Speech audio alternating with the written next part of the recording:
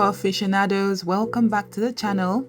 Today we're going to debunk some of the most common myths about afro and curly hair while taking you through the process of transforming this beautiful, thick and textured hair. I've got my lovely client here, and as you can see, she has some gorgeous afro curly hair that we're going to be working with today. Now, one of the first myths I want to address is the idea that afro curly hair is always dry. This simply isn't true. The reality is that it has different curl patterns and porosities impact how moisture is retained. With the case of this client here, she has a mix of curl patterns ranging from 4B to maybe a touch of 3C in the front, but overall she has type 4 hair. As you can see right now, I'm detangling, having to put moisture in, doing a lot of stuff before actually washing. So before we get started on debunking another myth, we can just go through her hair just a little bit. So on her hair, she's got different curl patterns. And even on the same head, the curl in the front are looser while the ones at the back are much thicker and tighter. This is a perfect example of how diverse afro and curly hair can be. Now, another misconception is that detangling afro curly hair is always a painful, time-consuming process. It's true that if you don't have the right tools or technique, it can be challenging. But with the right approach, like starting with a wide tooth comb and detangling in small sections, it can be a smooth process. Now, another myth now is that afro curly hair can be washed frequently because it will dry out. The truth is, it's all about using the right products and understanding the hair's porosity. My client hair has high porosity hair, which means her hair absorbs moisture quickly, but also loses it as fast. So we're using a moisturizing shampoo when we do wash her hair. Because she uses oils as well, I would use a clarifying shampoo every 6 weeks, because when you use heavy oils and butters, you should use clarifying shampoo to get the excess off. So while we let the deep conditioner do its thing, we debunk a big one. The myth that all afro hair is low porosity. This isn't the case. As I mentioned, my client's hair is high porosity, which means it's more porous and absorbs products quickly. Even in the case of the deep conditioner that I've applied, I've had to reapply it more because the hair just soaked it in when she was under the steamer. We really had to do this deep conditioning treatment to lock in that moisture. High porosity hair tends to feel drier because it loses moisture quickly. But with the right products and techniques, it can be managed beautifully. See how easy it is now to detangle after the deep conditioner has been applied. This is why deep conditioning is so important, especially for high porosity hair, but it's also important for low porosity hair as well. It adds the extra layer of moisture and protection. Whether you're doing a silk press, whether you're preparing for braids, or even if you're doing a wash and go. So it's very important to do this.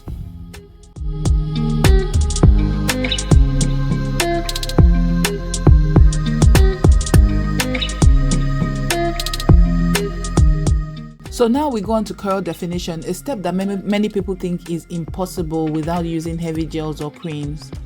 The myth here is that afro curly hair won't hold a defined curl without being weighed down by products. This isn't true. What really matters is using the right products for your hair type or for your client's hair type. For my client, we're using a lightweight curl cream that enhances her natural curl pattern without making her hair feel sticky or heavy. Now, I want to put something here.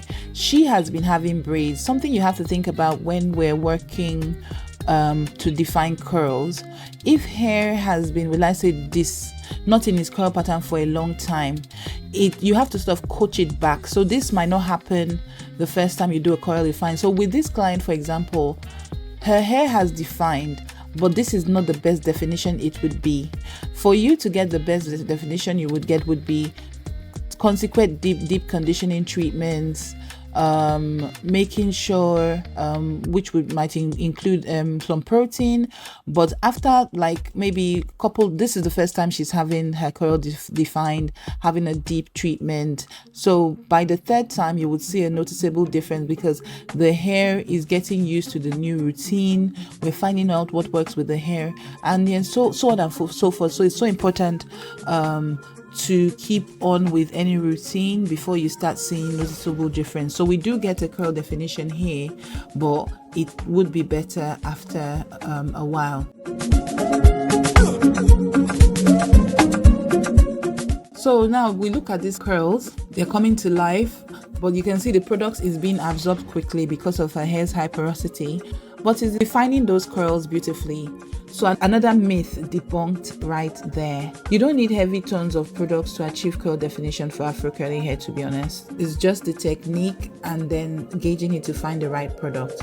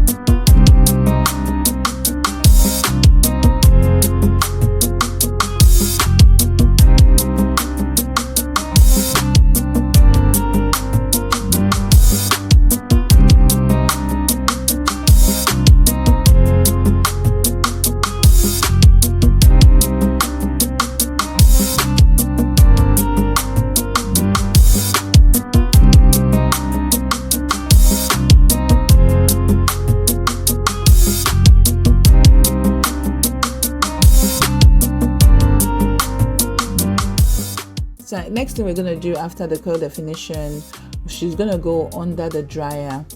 Let's talk about the myth about Afro hair can't be 100% dry without excessive heat. This is something that I hear a lot and it's simply not true. However, with thick hair as thick as my clients, it does take time. We're using a combination of a hooded dryer and a diffuser to make sure that every part of the hair, including the roots, is fully dry without damaging it. And there we have it, fully dried, beautifully defined curls. One last myth I want to tackle is the idea that Afro hair is unmanageable, especially when it's thick. As you can see, with the right techniques and products, I keep repeating it's not only manageable but absolutely stunning. My client's hair has gone from dry and undefined to moisturized, defined, and full of life.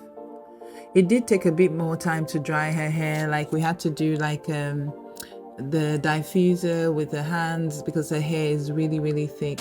So that's the thing about this hair type, one size does not fit all. So there could be somebody else that their hair could look like this and it would just dry quickly under the hooded dryer, but we have to be extra careful to check to make sure that the hair is dry, because if she goes home without properly dried hair, when she sleeps or does anything, the curls are not going to define. So it's very important that the hair is very dry as at least 80% dry if possible.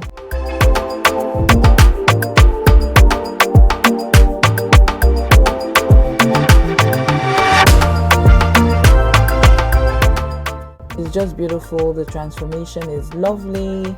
Her hair is healthy, moisturized, and the curls are popping.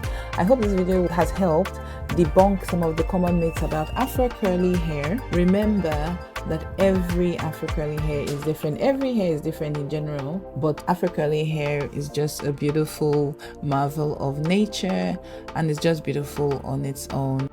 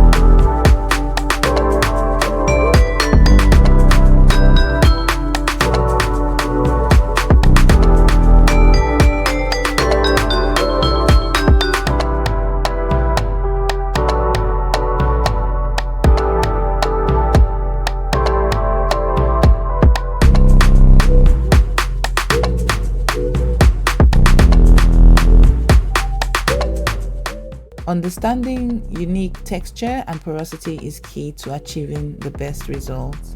Thank you for watching. If you found this video helpful, don't forget to like, subscribe for more tips on how to care for curls and Afro curly hair and dreadlocks. Let me know what you think in the comments. See you in the next video, and let me know any myths that you've encountered about Afro curly hair. I'd love to hear your stories and help debunk them.